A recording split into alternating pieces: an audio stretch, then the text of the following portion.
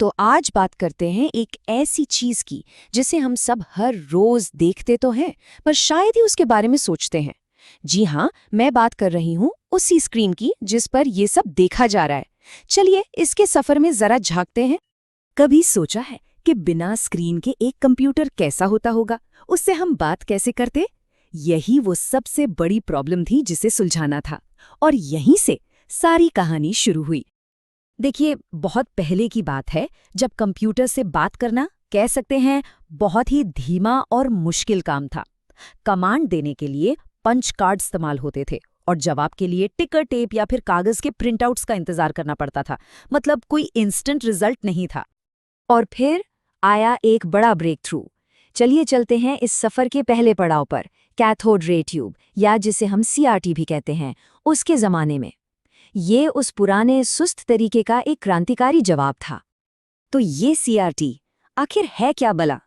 देखिए, सीधी सी भाषा में ये एक वैक्यूम ट्यूब है। मतलब एक शीशे का ट्यूब जिसके अंदर हवा नहीं है। इसके अंदर होती है इलेक्ट्रॉन गन्स और एक ऐसी स्क्रीन जिस पर फॉस्फर की परत चढ़ी होती है, और इसी पर तस्वीरें बनती थी। दशकों तक कंप्यूटर डिस्प्ले की दुनिया पर इसी टेक्नोलॉजी का राज रहा। अब इसका काम करने का तरीका ना बड़ा मजेदार है।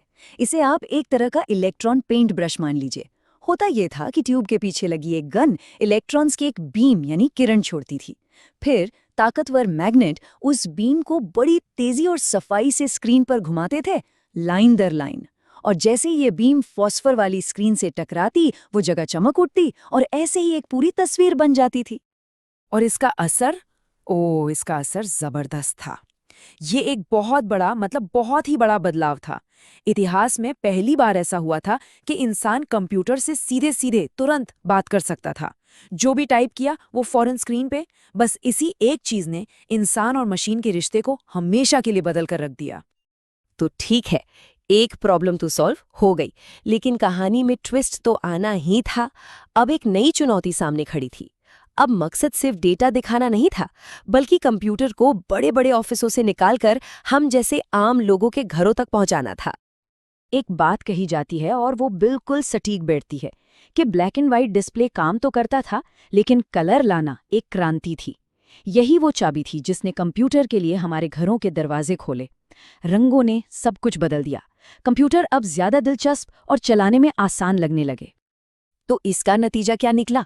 अरे, जैसे ही कलर मॉनिटर मार्केट में आई ना, पर्सनल कंप्यूटर की बिक्री में तो जैसे तूफान आ गया। सॉफ्टवेयर ज्यादा अच्छे लगने लगे, गेम्स खेलने में मजा आने लगा, और कंप्यूटर सिर्फ इंजीनियरों का नहीं बल्कि हर किसी का टूल बन गया। पर एक बहुत बड़ी प्रॉब्लम अभी भी बाकी थी। ये जो सीआरटी मॉनिटर थे ना, ये बहुत बड़े, भारी भरकम और बिजली भी खूब खाते थे। एक तो ये डेस्क पर इतनी जगह ले लेते थे कि पूछिए मत। तो अगली बड़ी छलांग लगाने के लिए इस प्रॉब्लम को सॉल्व करना ही था।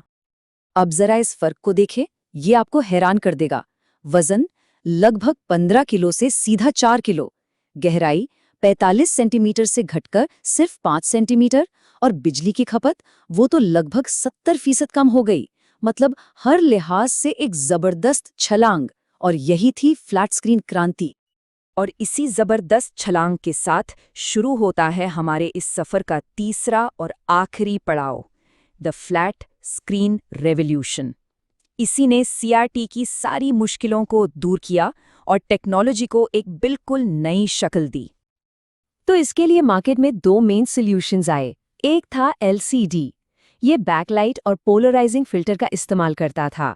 और दूसरा, जो आज भी बहुत पॉपुलर है, वो था ओएलईडी। इसकी खासियत ये है कि इसमें हर पिक्सल अपनी रोशनी खुद बनाता है। इसका मतलब जहां काला रंग दिखाना है, वहां पिक्सल बस बंद हो जाता है। इसी वजह से डिस्प्ले और पतले, बेहतर और कम बिजली खाने वाले बन गए। देखिए, इस रेवोल्यूशन ने सिर्फ हमारे डेस्क पर रखी चीजों को नहीं बदला, नहीं, इसने तो पूरी की पूरी नई दुनिया ही बना दी। इसने ऐसे डिवाइसेस को जन्म दिया जिनके बारे में पहले सोचा भी नहीं जा सकता था। जरा सोचिए, इसी फ्लैट स्क्रीन टेक्नोलॉजी की वजह से ही तो लैपटॉप इतने आम हो पाए। 2007 में पहला आईफोन आया और मॉडर्न स्मार्टफोन का दौर शुरू हुआ। फिर 2010 में आईपैड ने टैबलेट को घर घर पहुंचा दिया। ये सब कुछ बिना पतले और हल्के डिस्प्ले के मुमकिन ही नहीं था।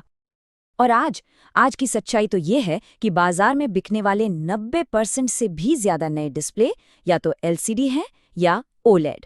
CRT का जमाना अब पूरी तरह से खत्म हो चुका है। तो पंच कार्ड से लेकर OLED तक क्या कमाल का सफर रहा है ना? लेकिन ये कहानी यहाँ खत्म नहीं होती। सोचने वाली बात ये है कि अगला पड़ाव क्या होगा? क्या वो ऑगमेंटेड रियलिटी के चश्मे होंगे या शायद सीधे हमारे दिमाग से जुड़ने वाले डिस्प्ले? खैर, भविष्य में जो भी हो, एक बात तो पक्की है, ये सफर बहुत रोमांचक होने वाला है।